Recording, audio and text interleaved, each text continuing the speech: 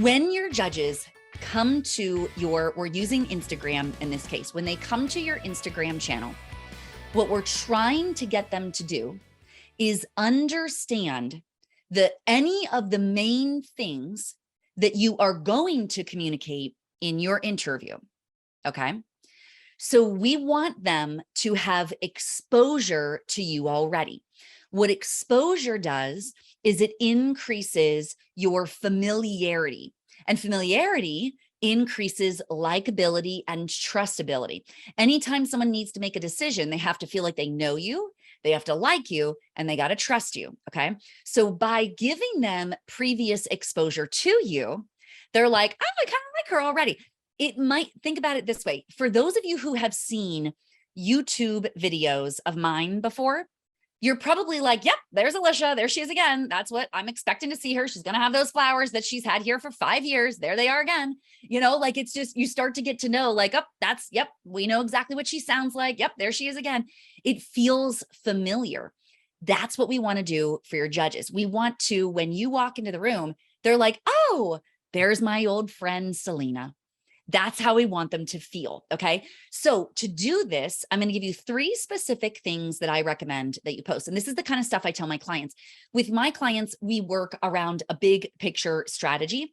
So they've got 3 buckets of things that they're going to communicate in the interview. So these are similar to that. Okay. Thing number 1, this is a static post. A static post is like it stays still. Okay. It's not a video. It doesn't have sparkles on it. It's just like a static post. My recommendation is that you do it as a carousel, which is you have a few different graphics or examples and they swipe through it. Okay. Because again, the more that you get them to engage with your stuff, the more familiar, the more time that they're already spending with you, it's almost like elongating the time in the interview room. So that's valuable to you. Okay. So this static post is going to be related to your platform. What is the main message? For my contestants, we would describe it as a legacy project.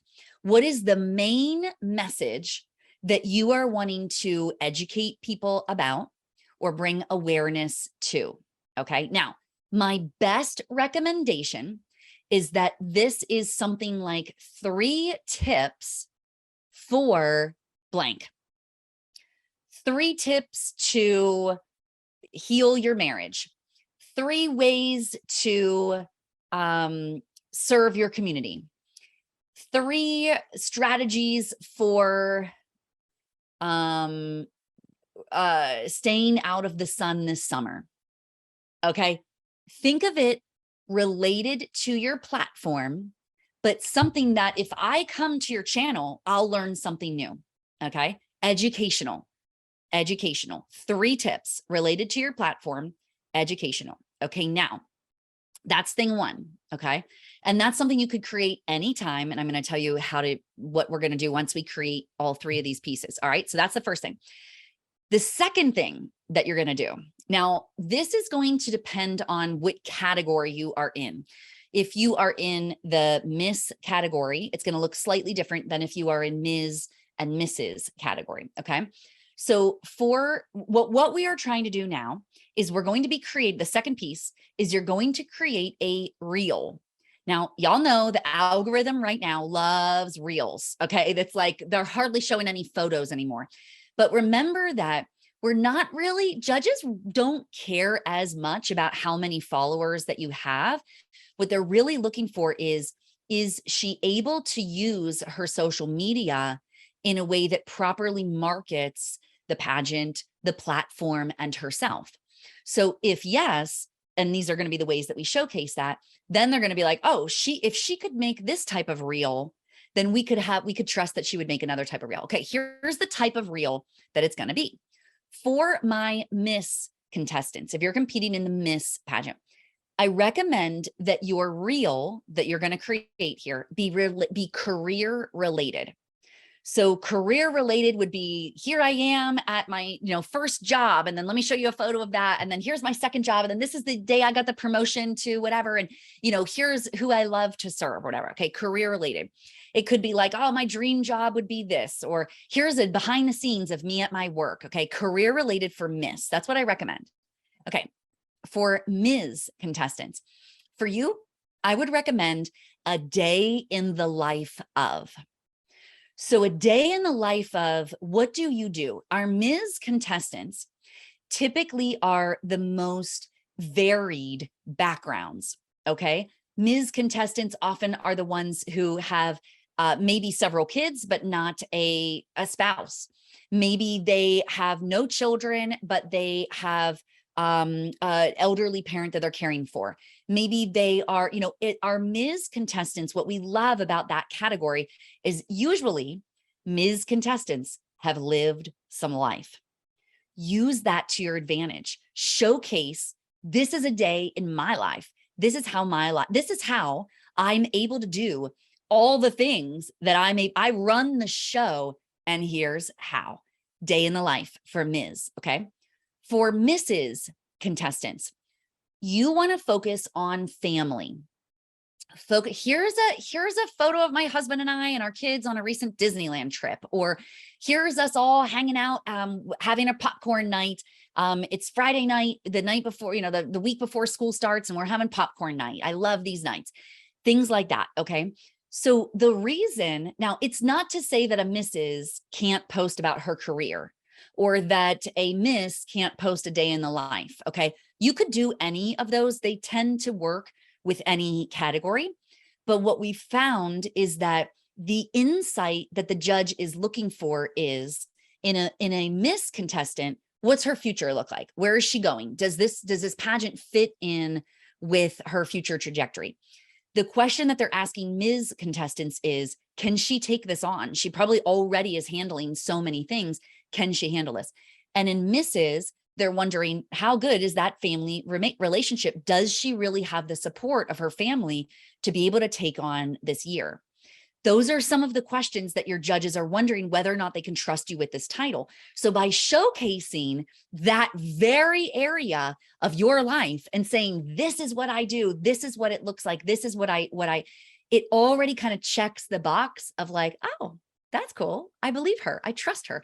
This is what it looks like. They've got a visual. Instead of relying only on all the stories you're going to tell in your interview, now you're actually showcasing them. Okay. So now let's say that you are a Mrs. contestant and you're stuck like, what am I going to say? How am I going to film my family? Like there's no way. We're running 20 million places. I can't do that one about family. Do a different one. That's fine. Do the one about career. Do the one about day in the life. That would be also great for Mrs. So I don't want you to feel like you're put into a box. What we're trying to do is we're trying to give the judges a visual story of your life in a very short, concise way. Okay. The reason I'm suggesting a reel is because with reels, you can do a video and you could splice together a whole bunch of videos. They don't have to have any sound. You put a fancy music to it, and then next thing you know, it looks like a movie. Okay. So that's your reel. Okay. That's your second piece of comment. Now here's the third one. And I would argue that this one is probably the most important. This one is probably going to, believe it or not, be the hardest to create for most people, but it's going to make the biggest impact. This is where you do a direct to camera, which means you turn on the camera on your phone and you start talking. And you look directly into, like this, you look directly into the camera lens. Okay. Not like this with big eyes, but I'm talking, you got to look to your people. Don't be looking over here, reading a script. Okay. Like that's going to be awkward for them. Okay. Don't be looking like down like this. Okay. Cause they're going to notice it. Look directly into the camera. Okay. So directly into your camera. Here's what you're going to do. You're going to share. This is what for my clients, we call this a heart story. Your heart story is your emotional reason why you're even doing this pageant to begin with. Why does this pageant matter to you? Why is this going to, and this is not an opportunity for you to say all the stuff everybody, oops, there I am smacking my own flowers. It's not to say all the same stuff that everybody else is saying, like, oh, I'm going to empower the women and I want to just prove to everybody else that they can do it too. Think of something unique. Like what's specifically your reason why you're doing this? Okay. What's the reason why you decided that this passion project, this platform, this pageant, tell us why. This is where you're going to share your heart. Now, what I recommend is that you do this not all dolled up in your fancy pageant gear. I would recommend that you do it super normal. So it's, one day after church, you send the rest of the family into the house, and then you're like, hey, I'm going to sit here in the car and bang out this video. And then, you look nice, look decent. Or you could do it after a run. One of my clients did this after a run one day, and I was like, it was so beautifully done. It was just so raw, so real, so like, it was just so connecting, when you do this, and it's short, very short, short and sweet, just, hey, I just wanted to share today. I wanted to share a bit about why I'm even competing in this pageant. I've had some of my friends and colleagues ask me like, why pageants? And so I kind of wanted to share with you a bit about my heart. When I first, and then you get into the story, you share your story. What that is going to do, that's probably something that you're going to want to communicate to your judges anyway. When they see these 3 things on your social media, they're going to forget it. They're going to completely forget. They don't have their scoring board in front of them. Maybe they'll ask a few questions. They'll jot a few things down, but more than anything, they're going to forget about it entirely until you are now standing in front of them. Their subconscious mind is going to feel like they know you because you're familiar. They're going to feel like they trust you because they've seen you without the hair and makeup all done up. So now they trust you because they're like, oh, I remember what she's, her normal look. And now this is her presenting herself for a pageant. They're going to feel like you're a normal human, not like you're pageant Patty, right? And they're going to feel like they know a little insight about behind the scenes.